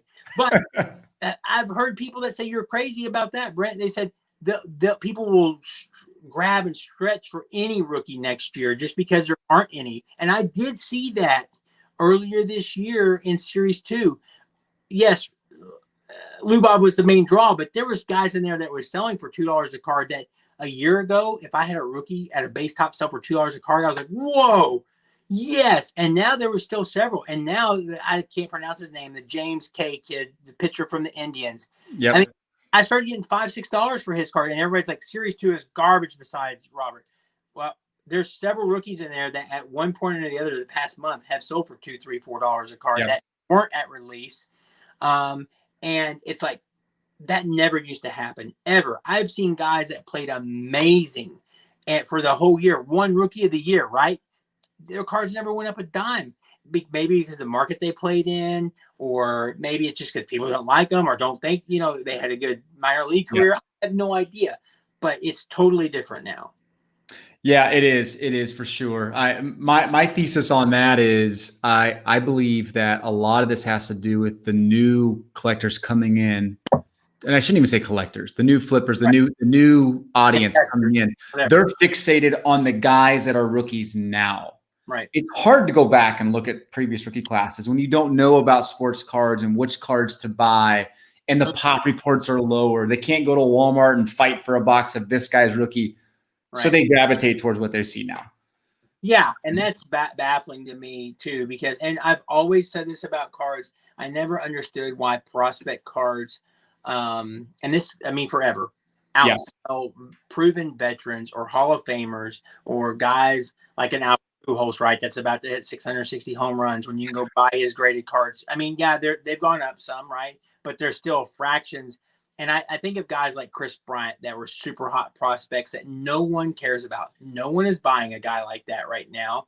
Yeah, he hasn't performed the best the past year or so, but again, the guy was Rookie of the Year, won a World Series, MVP. You know, Bryce Harper, I mean, still very collectible. But again, those prices compared to what we're seeing in a guy like Wander Franco, who's never played, I never understand it. And it's getting wider. The gap, I used to think it was insane, but now it's like, seeing these prices, and you're right, it's who's playing now, what have they done for me lately? Yeah, and that is what worries me in the market, because there's so many rookies that people are chasing right now. I can't even name them all. I used to be able to, but now there's so many, and it changes, that I do worry next year. Like, I guarantee you 75% of the guys that people are chasing today, they won't be next year, because, well, next year we're going to see these 200 call-ups, right, all have rookie cards. That's what everyone's going to be focused on. Guys like Bo Bichette, unless he's playing out of his mind like Tatis has this year, he may fall. I mean, look at Alonso cards, right? And I mean, of course, a lot of people say, well, Alonso's not really a good prospect. He's never going to bat. I understand that. But there was a time that most people will know that Tatis and Alonso were neck and neck on that Series 2 card, whether it was a gold, a base card. Even this year, I mean, there was a time. It only recently happened because I was holding some of that stuff. I have that stuff. I had still cases of chrome left. And all of a sudden, it took him, that stuff hadn't moved much. And then all of a sudden, he did great. And then it went, and it's like, what in the world happened? I mean, why did the guy go to not a 0, but a 50 to 100 that fast? That happens. But next year, I wonder how many of these guys are people going to be looking for, because there's going to be a whole new crop of guys. Yeah. And that's the way it goes. It just, that is you're right. And the message there is, I mean, there's so basically everybody coming in is priced to perfection. Yeah, exactly. And it's nearly impossible for them to live up to those standards. Like Zion Williamson is a great example. Mm-hmm. He had to put up 25, 30 points a game and average 10, 15 rebounds for him to reach his potential price, like people are paying right now. Like these guys can't, they're rookies. This always happens. It's so predictable what's going to happen. Yeah. So rare to find that guy. Acuna might be that one random guy who just happened to perform super, super well and he lived up to his prices. Right. But it happens at what? 1% of the time. It's incredibly rare. Yes. And that's what I would say. That's my perspective. You're exactly right. When people would go back to Trout, again, let's go back 2 years ago, everyone would look to the Trout and say, well, who's the next Trout that we can find in an update like this? Other than maybe the Mookie Betts card, which wasn't, I mean, it was priced high, but I mean, fair. $50, whatever. I mean, it wasn't crazy. But there was nobody else. And I had some of those guys. So, I mean, I've seen the market. I mean, so I was like, it's not going to happen again. Now, I will say, you're right. Only 1% of those guys live up to that every 5-10 years. But now the prices are so high, even when those guys don't perform, people are still like, well, what if they do next year? That's true. The prices are higher at the bottom than they used to be, I guess. When a guy falls, the floor has gone up. Yeah, I can still move those guys for $1 a card a lot. Yeah. And yeah, they were going for 10 and graded in PSA 10 may have been 100 and now graded PSA 10 maybe 30. But people don't understand. 3 years ago, I would have taken what I do, opening a $3 pack for 12 base cards. I'll take that. I'm now someone that's buying that to grade it or flip it. They won't. They'll lose their shirt. Eventually, that's what will happen. But, as far as I'm concerned, I'll take that. But it's all changed. And so, yeah, the floor is lower. And you're right. That's the best phrase I've heard used. They are priced for perfection. That is so true. Man, I like that phrase. Oh, you got to coin that because it's spot on. I'm like, how can these people live up to that? I always used to say to people, the best time to sell the rookie card is when they're a rookie. I had Bryant stuff. That stuff has never reached what it was that year. I hit an orange refractor autograph at a Bowman Chrome or whatnot. I sold the thing right away. And people are like, don't you want to keep that? But nope. And that card has never seen that price again. And I mean, that's what used to happen. Nowadays, I don't know because the prices of these things, especially NBA and soccer cards, right? For a LeBron PSA rookie to sit at $2,000 for years or months and months and months, and then go to $20,000 in a month span, that has never happened in sports cards. I mean, the only player I ever saw jump up fast and nothing like that was Jeremy Lin. And he went up overnight and then came down. I mean, but it never was that kind of jump. And we've seen that for hundreds of cards and hundreds of players. Maybe not 2,000 to 20,000, but how many Prism base cards have we seen in NBA, especially from 2012 that are in the thousands of dollars now? That it's a base card, people. It's a base card. They printed a million of those. Maybe not Prism 2012, but base tops they did. Like you said, pop reports over 15,000. That pop report's going to go over 50,000 in the next year, 2 years, I guess I would say. Because guess what? I'm sitting on 1,000 of those Acunas, and I'm going to send them all to PSA. So there's. Well, you'll get those back somewhere around July of next year. So he'll probably be on the DL, and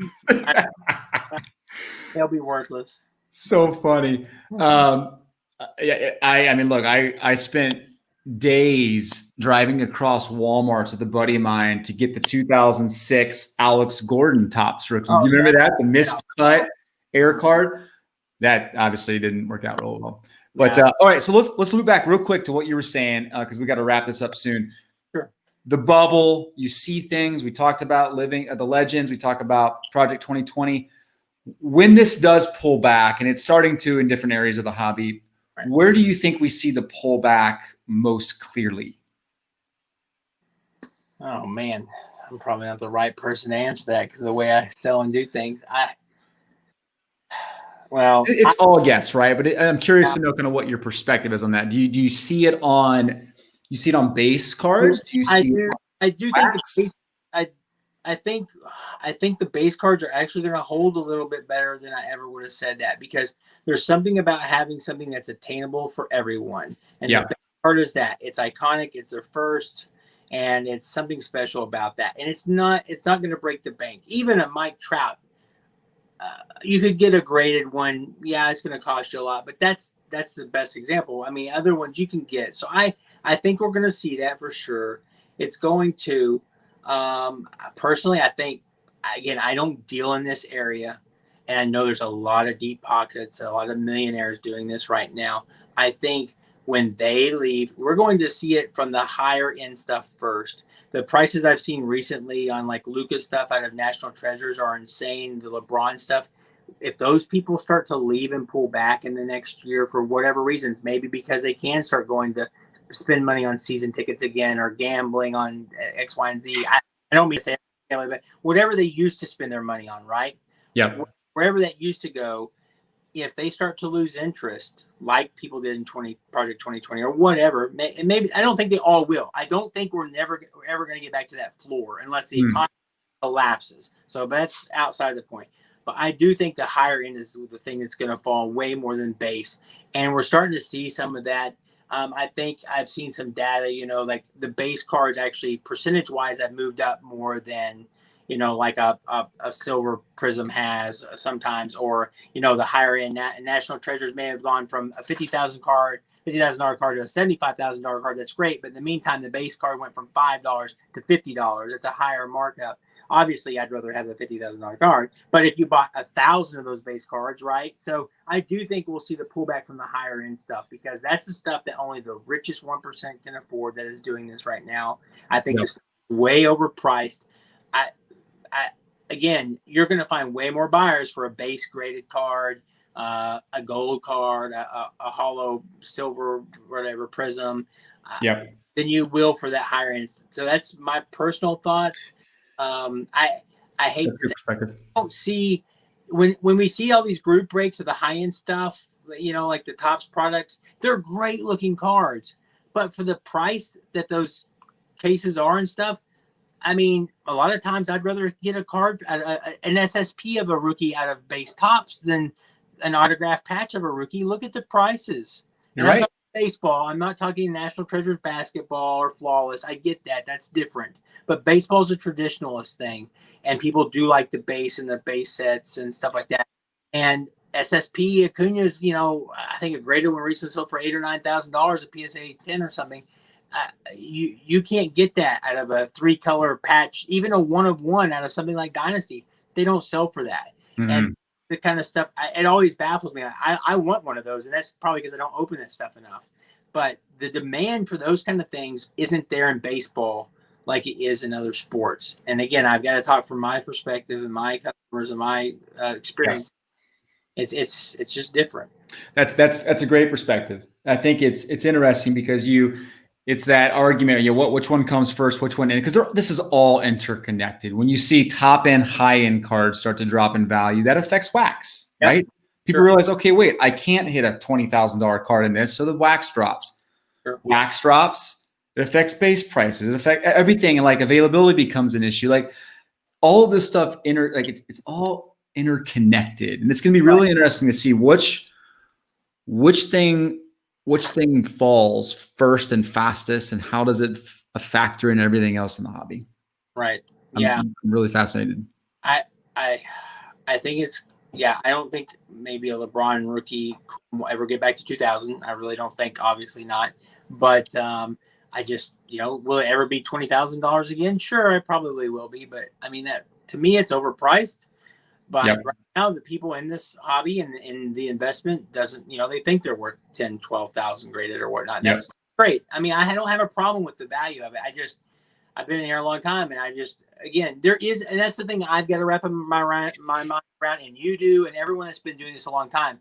This is not our hobby from 2 years ago. There's way more people in it. There's way more. There's serious buyers, right? When you can buy a Trout card for $400,000, which personally, people can read my Twitter from them. I thought that was a great buy just saying, I never dreamed it would sell for 4 million, 2 years later. Give me a break. Even Dave said it'll be 1 million in a year or two or whatever, right? That's crazy. So we all have to understand there's way more serious people involved now.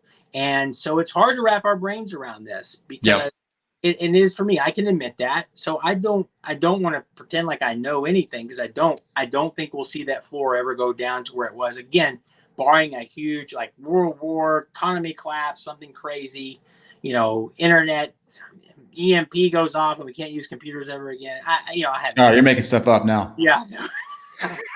Jack Bauer comes in. I'm like, yeah, if he's alive, but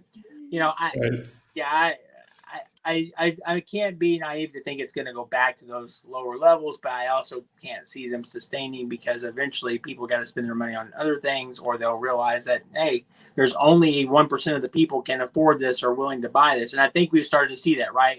The high-end basketball, those prices that we were seeing are slowly coming down or whatever. But then again, like people said, well, football is going up or soccer's going up. And yeah, maybe people are putting their money there now. I don't know. There's a lot more hobby. There is, and we've beat this thing to a pulp, but I'll end on this. I think what we do there's two things we underestimate: the importance of the manufacturers not to print crazy amounts of product, and two, the perception of sports in America. Mm-hmm. I think influences cards more than we think. I did a recent video on NBA Prism prices, and look, this is not a political message at all, but the day they sat out, that 3-day period, prices in terms of sales for PSA 10s dropped 20%. Yeah. Across the market. Yeah. Like, perception of sports in America can absolutely affect sports cards really quickly. I agree. And you're right. It's not a political message, but I have been a little surprised at the growth of something like NBA. And again, I'm not saying one way or the other, but I've seen the stats of how low the viewership is, or not even 1 million people are watching a game. And I'm thinking, why are all these people buying these cards? Where did they come from? Are they really not fans? Do they just want to watch highlights? Or they just know of LeBron? Or they know of, whoever, Jimmy Butler right now or whatever? Do they just hear his name mentioned so they go buy it? Because that's not very many people watching a game to translate, because you're then saying that, a big percentage of those people are going and spending thousands upon thousands on these cards. I agree. I'm sure a lot of people got nervous, just like investors did when COVID hit and the stock market crashed or went way down really, for several days. They're like, hey, we might want to get rid of this stuff. I agree with you. That's a humongous factor. And they're playing sports right now, but do we know, is that going to work next year? Yeah, I would assume so. They're going to try to make those things work, but I don't know. All those things factor. You're right. People's view on sports and the race issues in the country right now, and political issues. Yeah, all that stuff. In fact, I agree. 100% agree with you. It factors in more than we know. And yes, the manufacturers, I don't think they're going to, just my perspective, I don't think they're going to keep, I've watched production numbers for decades now. Yep. Yeah, they may up, a product 10% or whatever here, there, 20%. But the thing that they are doing, and they will continue to do, is they're going to make more products, and they're going to make more online exclusive cards and products, because that's a way that they can up their production and up their volume without not dilute a specific prism or base tops. And that's what they've been doing, because used to, they were limited to the number of products they could make a year at 26. And then exclusives came in, and that, I think Topps was at 40 when it was just Topps in Major League, and I don't know about the other sports, but Topps found a way around that with the MLB, PA, and BA. Oh, what if we do online only releases? Sure, those don't count. So you can have 40, traditional hobby products, but now you can have all you want of this. And that's how they've been getting around this and printing more and more. And I don't even know the rules anymore, because my best contacts are not with Topps anymore. And I don't know, maybe that stuff is public somewhere, but that stuff has all changed too. That didn't exist 2 or 3 years ago. And now there is, I think there's a lot being printed right now. Maybe not for a specific product, but there is overall. In the 80s and 90s, you had one or two, in the 80s, you had one release, but 1 or 2 releases a year. And then it kept going to 3, 4, 5, 6, 10, 12. But yeah, overall, you're seeing 100 different Topps baseball products. And so when you start adding up how many Acuna rookies are there in 2018, and it's not just the packs, it's the factory sets, the team sets, the stadium sets, the repack, the tens that came out a month later, and I mean all the stuff. And you're like, and oh, what about the Heritage High rookies and the museum? And I mean, just everything adds up, and it's like all of a sudden he has more rookie cards available than Mike Trout does. Well, Mike Trout's a bad example because he came out at the end of the year and he only has a couple cards. But whatever. Name someone else that came out earlier in the year. year. Exactly. So yeah, you nailed it. You nailed it. That's the stuff that newer collectors just don't realize, and that's important to put in perspective. Okay, so let me ask a question that the people have already asked me to ask you. In terms of just the logistics of eBay listing, what's your recommended scanner? What do you like to do? And then how do you like to ship your stuff? And you can keep it really quick if you'd like. Yeah, sure. Scanner for the best stuff, to be honest, I just use like an HP PhotoSmart. I've used it forever. I like the colors that it does. You can adjust those. My fast scanner is the Fujitsu or whatever it is. It's a card scanner. It scans them really fast. That's for the basic stuff. I don't put any good stuff in there. I don't really have a good scanner method. I don't like cell phone picks. I know there's some good apps that do some good ones. I can't get around that. But as far as shipping, I use the standard 000 bubble mailers. We use a lot more cardboard than we used to as well. Obviously, we use sleeves, topplers. I know a lot of people are against tape. I don't use painter tape because, again, I'm cheap. That's an added cost and an added time, people. It's a lot. They don't understand peeling 1,000 of that off a week is a lot. No way. So team bags? Tape, but team bags, yeah. Team bags, number one thing that I use. So yeah, I mean, there's no secret method to any of this stuff. Buy the stuff in bulk. When I buy bubble mailers, I used to buy 18,000 at a time. Now I buy 50,000 at a time and try to make it through a year. That'll last you a week. Yeah. I didn't realize you feed cards into a scan feeder. Yeah. Obviously not the good stuff. Chrome won't go through there, and like any decent card, I won't. It's never hurt a card. It scans. Ours scans about 220 cards front and back in a minute. So that's really good for me when I do player lots, right? So I'll put a base set in there, and in a minute and a half, the 350 card base card is scanned front and back. And so that's been a time saver. Inserts, and that's one reason I had transitioned to not just selling sets, but hey, I will have individual inserts listed instead of here's the insert set of 20 cards, right? I'll break, again, I have so much quantity. Here's 10 sets broken up as singles, because that sells really well, especially if you do a PWE shipping. So yeah, that does well. I've done it on some lower end, parallels. I'll do it on lower end parallels. I've done it on some autographs to test it out. Never any issues. I can't find anything. But yeah, and it takes us forever. If you're opening a Chrome product, a finest product, any thick card won't go through there at all, a relic card or anything. Any good card, any black bordered base tops cards, anything like that, I'm still using just a PhotoSmart. I just love it. Auto crops for you. Yep. Sometimes can be an issue because it crops some borders, but the pictures just look good, and it's what I've been used to forever. I've tried other things, and it's mainly a software issue. There's some great scanners out there that are great, but I just love the software that the HP PhotoSmart comes with, and my software is actually like over a decade old. I keep reinstalling that and trying to find new drivers for the new Windows that doesn't work. Exactly. I mean, it's so fast, so I love it, but it is what it is. So for those, you put them on a flatbed, and your software auto crops the 8 cards you lay out there for you. Yeah, it'll do auto cropping of 9 cards at a time, so I don't have to do any adjustments, and then it just saves them. And it's pretty quick. I mean, the scan does take, I think, 22 seconds to do the full scan, and that's in a DPI of 300, which is what I like. And then, but it saves them instantly. Before the scanner's made it back, started saving, I'm already loading up the next 9, or my neighbor who I have work with me, of course, our friend. She hates it when I call her neighbor because she is a friend and fine employee, but whatever. But she is crazy before a neighbor because she's going to listen to this. She's going to get so mad at me. So Yeah, cut this part out. All right. No, she's a friend. She's a friend, employee, neighbor. Yeah. All three are compliments. Right. Right.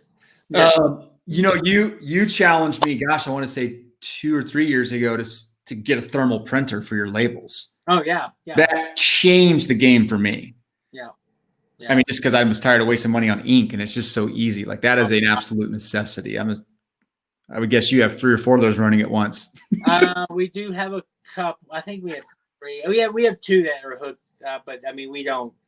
I'm usually the one that does most of the printing of that because I know the weights of everything, and that's something like Diana won't know necessarily what everything weighs. That just comes with years of experience. So most things are 4 ounces or under, but we do ship a lot of things in boxes and stuff now because of the value and stuff, just to protect them better and so they don't get lost or crushed or whatever. But yeah, I mean, the thermal printer, that's a good thing. I didn't mention that in the shipping.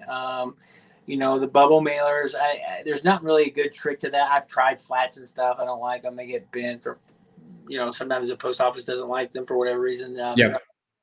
So I mean, there's tricks to that, but I mean, it worked for you and you stuck with it. Yeah. Yeah.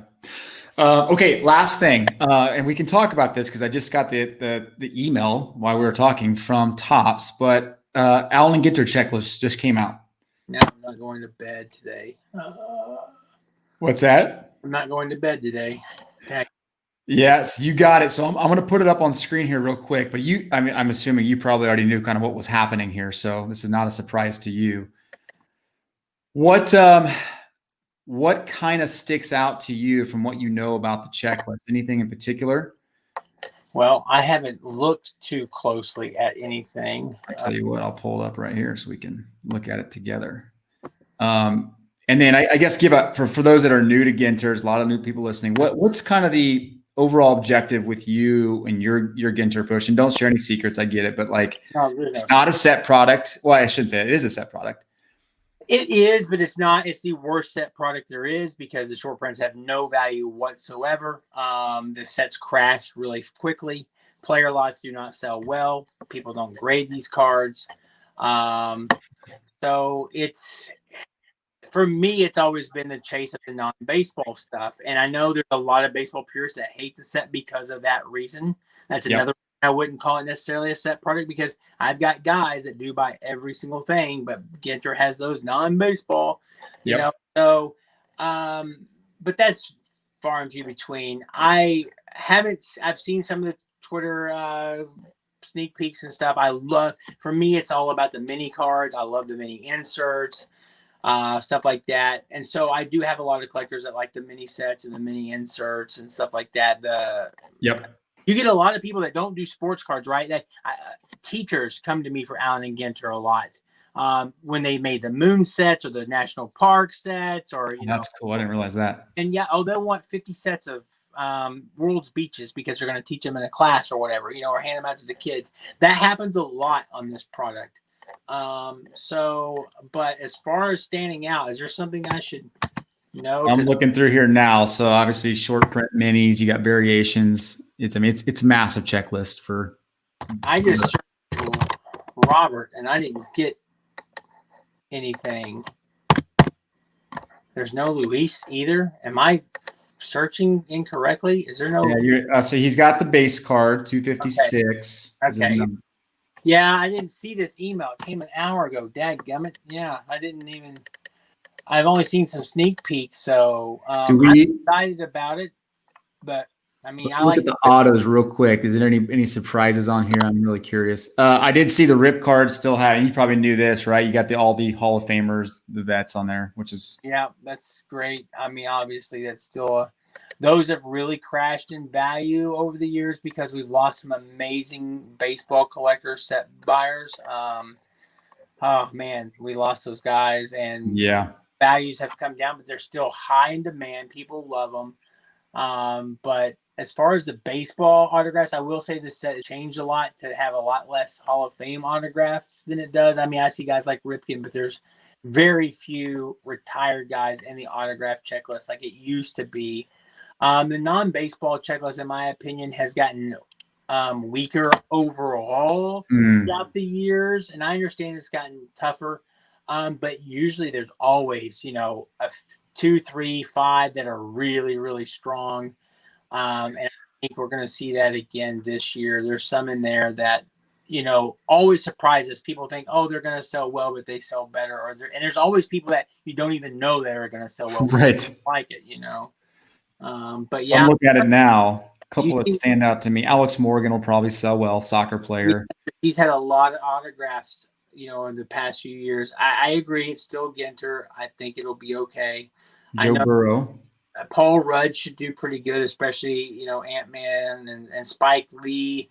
A polarizing figure, but I think he'll still command quite a bit. But my wife is thrilled for Chip and Joanna Gaines. I think they will sell much higher than anyone thinks. So anyone knocking those, you can come at me because I'm excited about those because my wife loves HGTV. And where is that? I'm trying to see them on the list. Where are they at? I know they have a base card. Gotcha. Yeah, I guess Joanna doesn't have an autograph, but they do have a base card as well. And my wife is super pumped about that. And again, there's some other ones in here that will do well, but yeah, I don't see anybody. Again, I could be wrong. I don't see any huge name. Here's your dual auto, Chip and Joanna. There you go. Oh, the dual auto, yeah. Oh, that'll be a fun one. Yeah, so Ken Jong will be okay, right? R.L. Stein should be pretty good for some. I don't know, like that karate athlete. I don't know anything about him. All of a sudden, it could be good all of a sudden, right? But I have noticed sometimes some of those people may start off high because 2 or 3 people really want them, and then within a week, those autographs that were $75, $100, or $10. That happens to the non-baseball that aren't, that is a very niche market. Someone like Spike Lee will probably have a peak price, but not fall very far because, you know what I'm saying? Yeah. But it's those kind of guys that I've seen over the years where they're like, wow, that guy's, selling for $75, that comedian. And then, after 10 sells, it's a $10 card because it just, unfortunately, that's the way it goes. So I don't see any, there used to be always some that were several $100s, and maybe 1 or 2 of these might hit, close to that. I don't see it, but I will say the baseball checklist, not with it, obviously not very many Hall of Famers, maybe not even 5 looking over it, is still stronger than it used to be because of the rookies and stuff. So, but typically, they can be difficult to pull. So, I guess we'll see what happens, but they get a lot of, Cuna's in there and stuff, Trout's in there, Soto's in there. So that's great. They didn't have to put those guys in again. They don't start every year, It took Mike Trout how many years? Like almost a full decade to have a heritage auto, like 8 years, 9 years. Jeter, So, and I know it's a different product, but they don't always put these guys in these types of products. Ludacris, he'll sell pretty well, I'm sure. Charlie Day. So yeah, I see a lot of potential. I'd have to study the list more careful. I see a lot of $40 to $60 autographs there. A lot of autos that will hit $100 probably the first couple of days, especially because people just don't know the market, right? I think they tend to overpay early on because they're like, whoa, this is going to sell well. And then all of a sudden, oh, they're not that difficult to hit. And yeah, you're right. Alex Morgan definitely will sell, but she has had quite a few autographs in various products and with Upper Deck. And Rapino will sell for sure. Yeah. That's another. I'm just looking here. This is something fascinating to me. I don't see Luis Robert on the mini variation stuff like stained glass, cloth, metal. What card number did you say it was again? So for the minis, he's 256. That's why. Yeah, it's only the first 150 cards. I don't know. They did that last year. It's only the 150 cards. I think it literally lines up 150 with 150. Which is crazy, right? Because you're going to get like the stained glass, which is an awesome card. Yeah, huge. You get Aristides Aquino, you get Galvin Lux, you get Bichette, you get Alvarez, but you do not get Robert. Yeah. Bummer. Yeah, I think I could be wrong. Tops would be the one to answer this, but I think a lot of times that checklist gets built, and then they save that last half for any changes, late additions. And obviously Robert wasn't a late addition, but a later than normal, because I would think I've been told before, like the mini metals and the woods, and I don't know about stained glass is new, so I didn't talk to you about those, but those take a lot longer to produce. You can't just Got it. those, and so they have to have those 150 cards nailed down. The silks were the same way for a long time. They did the silks. Those things have to be nailed down and printed way far in advance. That's why we see this, by the way, in many products. This is just a little tidbit for newer people. You will see like Topps Heritage comes out, right? And Heritage will have the players that got traded or signed in the offseason, their base card is in the new team, yet their Chrome card is still in the old team. Same picture, not photoshopped, right? Yep. People have never understood that. And that's because those Chrome cards take longer to produce. They make those cards way in advance. Autographs, we see that a lot. Stadium Club just came out. There's at least 4 rookies that have had rookie cards the entire year with their new team. The entire year, and autographs with their new team. Yet Stadium Club had those guys not having, the autographs were on the old team still. I don't know why I can't think of any off the top of my head. I have a stack over here, but that happens because that stuff has to be, produced sometimes, especially autographs, on-card autographs, long beforehand. So that's a good point. Yeah, that's the stuff you don't think about for sure. Yeah, for sure. Yeah, a fascinating checklist. This is going to be an interesting release to me. This will be a good barometer of kind of where the baseball card market is. Yeah, the Randy kid from the Rays is one. The Randy, whatever, Cardinals rookie, his damn Club's Cardinal. Yeah, I agree. Ginter has never gone up much in value. It's not. Who is it for?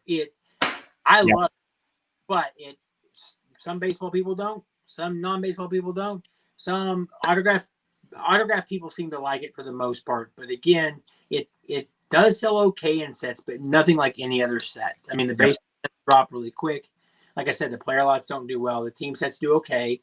But, I mean, yeah, you're right. I can't see this one being one of those white-hot markets, and I don't think that it is on any website for pre-order. Like, I don't like gone crazy or anything, right? Like most things that we've seen. I have an idea for people. Just get Allen and Ginter and enjoy it. That's right. Exactly right. Back and enjoy it. This is one of those where I have opened it. There was a 3-year period in the 2000, it was probably 12, 13, 14, when Ginter was bad. They even removed the Hall of Fame players for 1 year out of nowhere. Didn't tell anybody that there was no retired players in the set.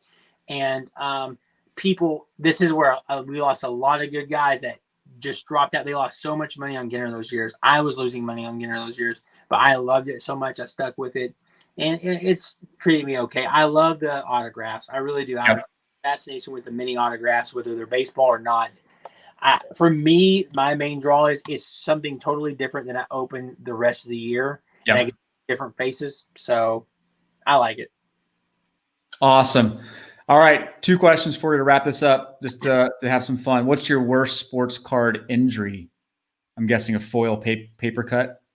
I get paper cuts a lot on the back.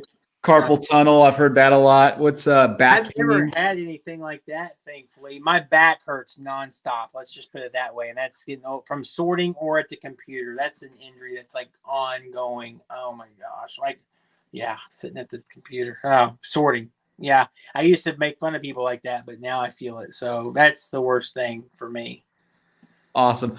And I asked this a year and a half ago, but let's see if it's changed. What do you like to, let's set music aside, because I know you listen to some great bands. You and I share similar music interests. What kind of podcasts and stuff do you put on in the background when you're sorting and doing all that fun stuff? Board game stuff. I love board games. When we do get a free moment, which it's rare, but during COVID, we got it a lot there for a few months, right? Yeah. Board games. My kids were out of school, and I made it a point every day to play a game with them, and it was my best memory of with my children my entire life. So COVID's a horrible thing, but it was a blessing in that way. So I love board game stuff. Hearing about what board games are coming out, new mechanisms, designers, it's crazy. But I turn off the baseball card stuff because a lot of people don't talk about the stuff that I'm involved in, right? People are talking about investments and grading and all this stuff, and that's wonderful. I love to hear about it, but it's not what I do necessarily. I want to, and I should. I get that, but so yeah, it's board games. That's what it is. What's your favorite board game to play with your family? Oh my gosh, there's so many. With my family really probably a party game now. I used to want to say Stone Age, but Probably a party game. They like Time's Up, Code Names. There's one right now that we're playing, like it's a trivia game. I can't remember. I think it's called Half Truth. Ken Jennings of Jeopardy designed part of the game, and it's kind of you don't have to. It's very difficult questions. You're not expected to know the answers, but you get like poker chips, and you have to bet on which of the 6 answers is correct. And we like that game a lot. So it changes, but we love a lot of games. With my kids, we to keep this really quick, 2 games that we like is a Harry Potter game that we can play as a cooperative game to try to fight off the Death Eaters and the guy you're not supposed to mention. And the other game that we love to play is a game which, if anybody is even interested in board games, Arcadia Quest. It is so fun with these little mini chibis. You go around fighting each other and doing these battles, and we loved it. We played it all summer, and it was just a wonderful time. We bought every single campaign that they had. It's like a video game, and you just buy campaigns, you go through it, and it was just a blast. And so we love Arcadia Quest. Awesome. I'll put the links in the show notes so people can find those wherever they're available. But great stuff, man. You are always a pleasure to talk to. You have so much work to do. You're going to be heading to bed. No. This is the longest podcast I've ever recorded, 1 hour and 45 minutes. And I don't even feel like it was that long. Yeah, I understand. I appreciate you, man. Thanks, Brent. Yeah, Tyler, anytime. All right, let me